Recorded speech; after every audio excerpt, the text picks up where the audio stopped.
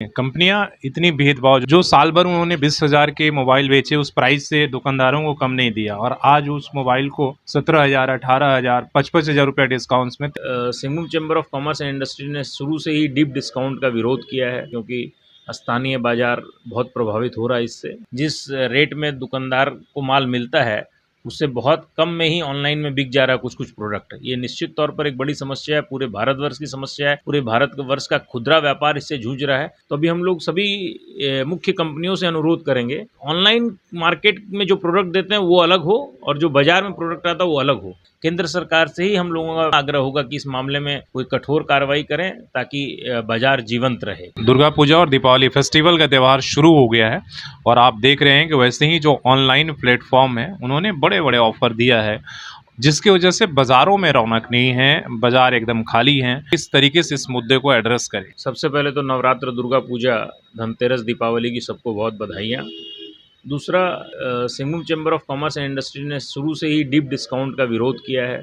हम लोग जब अप्रैल में माननीय केंद्रीय consumer affairs minister Shri Piyush Goyal ji से दिल्ली में उनके मंत्रालय में मिले थे, तभी भी उनका ध्यान आकृष्ट किया था कि बाज़ार जो है, जो दुकानें, जो हमारे दुकानदार भाई जो पीढ़ी दर पीढ़ी व्यापार कर रहे हैं, जो भाड़े में दुकान लेकर के काम कर रहे हैं या ख़रीद करके दुकान काम कर रहे हैं, जो लोगों को रख करके रोज़गार दे रहे हैं और 5, 10, 15, 20, 25, 30 लोगों को रोज़गार मुहैया करके उनके परिवार का पालन पोषण कर रहे हैं, जो गवर्नमेंट के विभिन्न स्टैच्यूटरी कंप्लायंसेस का निर्वाह कर रहे हैं, जो हर तरीके से राज्य और राष्ट्र के सर्वांगीण विकास में है, उनको गहरी चोट पहुंच रही है डीप डिस्काउंट के मामले में।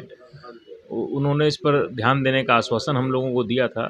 पहला तो हम लोग केंद्र सरकार से ये निरंतर मांग करते आ रहे हैं कि ये डीप डिस्काउंट का मामला को देखा जाए, क्योंकि स्थानीय बाज़ार बहुत प्रभावित हो रहा है इससे। दूसरा, हम लोग अभी सब बड़ी मैन्युफैक्चरिंग कंपनी है, विशेषकर इलेक्ट्रॉनिक्स कंपनी, उन लोगों को लिखने जा रहे हैं कि आप जो है जो ऑनलाइन में माल बेचते हैं, अमेज़ॉन, फ्लिपकार्ट वगैरह को, वो मॉडल का माल बाज़ार में ना दें। जो बाज़ार में माल देते हैं वो उनको नहीं दें, क्योंकि अमेज़ॉन मान लीजिए कोई 1 लाख पीस खरीद करता है और पूरे इंडिया में बेचता है, तो जो स्थानीय दुकानदार है जो 100, 200, 500 पीस खरीदता है वो कभी भी कॉम्पीट नहीं कर पाया था, कल भी, आज भी नहीं कर पाएगा। तो अभी हम लोग सभी मुख्य कंपनियों से अनुरोध करेंगे कि ऑनलाइन मार्केट में जो प्रोडक्ट देते हैं वो अलग हो और जो बाज़ार में प्रोडक्ट आता है वो अलग हो, ताकि दोनों का जीविका चलते रहे।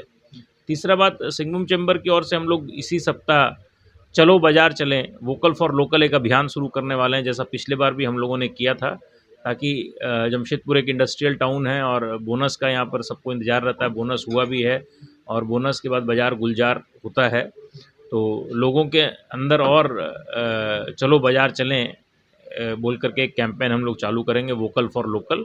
और हम लोगों का पूरा सपोर्ट स्थानीय व्यापार के साथ है। वोकल फॉर लोकल के हम लोग सिंघम चैम्बर की ओर से सदैव हिमायती रहे हैं और आगे भी रहेंगे, और इसके लिए आवश्यक जो भी कदम होगा वो कदम उठाए जाएंगे। हमारे दुकानदार भाइयों को भी टेक्नोलॉजी के साथ थोड़ा सा अपने आप को अपग्रेड करना पड़ेगा समय के हिसाब से, और सबको मिलजुल करके इस समस्या का समाधान निकालेंगे और सबका व्यापार खूब अच्छा चले, ऐसी हम लोगों की मंगल कामना है। नहीं, सवाल सर है, जैसे आपने कहा कि हम लोग कंपनियों को भी चिट्ठी लिखेंगे। कंपनियां इतनी भेदभाव जो मैन्युफैक्चरिंग स्ट्रक्चर है, जो साल भर उन्होंने 20,000 के मोबाइल बेचे उस प्राइस से दुकानदारों को कम नहीं दिया और आज उस मोबाइल को 17,000, 18,000, 55,000 रुपया डिस्काउंट्स में। तो इस भेदभाव को लेकर कि भाई जब आप इनको दे सकते हैं तो आप इनको भी दीजिए।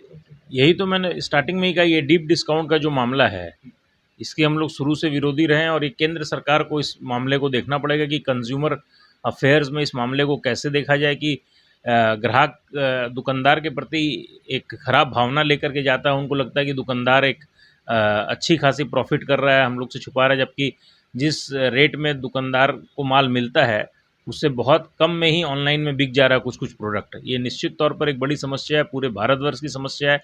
पूरे भारतवर्ष का खुदरा व्यापार इससे जूझ रहा है। केंद्र सरकार से ही हम लोगों का पुनः आग्रह होगा कि इस मामले में कोई कठोर कार्रवाई करें ताकि बाज़ार जीवंत रहे। आपको नहीं लगता इससे बाजारों में जो मंदी का असर है लगातार बढ़ते जा रहा है, इसलिए खुदरा व्यापार खत्म हो रहे हैं? निश्चित तौर पर चुनौती तो है ही, चुनौती है, और इस चुनौती को हम लोगों को सबको मिलकर निपटना पड़ेगा।